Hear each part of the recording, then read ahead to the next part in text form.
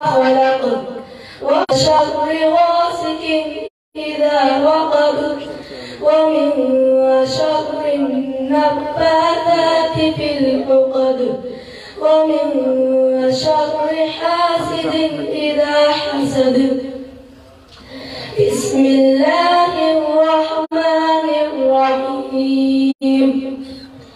قل أعوذ برب الناس ملك الناس إله الناس من شر الوسواس الخناس الذي يوسوس في صدور الناس من الجنة والناس.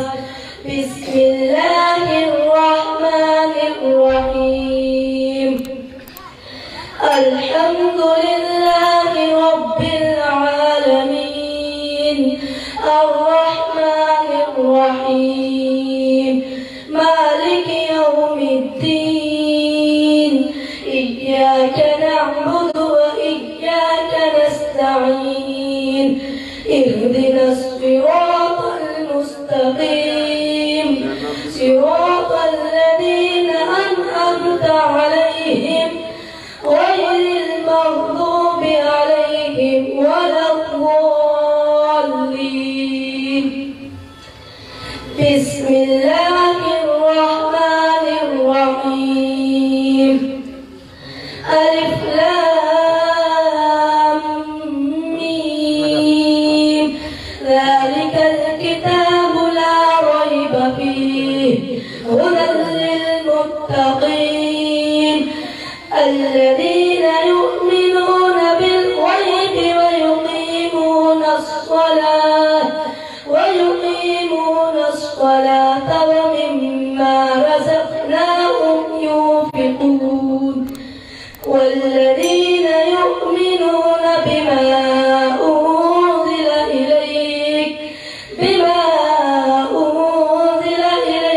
وما أنزل من قبلك وبالآخرة هم يوقنون أولئك على هدى من ربهم وأولئك هم المفلحون. إن الذين كفروا سواء عليهم أأنذرتهم أم لم تنذرهم لا يؤمنون. ختم الله على قلوبهم وعلى سمعهم وعلى أبصارهم غشاوة ولهم عذاب عظيم. صدق الله العظيم. सुभान अल्लाह। तकमील हिफ्ज़ कुरान की सआदत हासिल करने वाले एक और तालिब इल्म मोहम्मद मेहताब बिन मंजूर अब कुरान के आखिरी हिस्से की चंद आयात हज़रत शाह इमाम पंजाब के सामने रूबरू फरमाएं।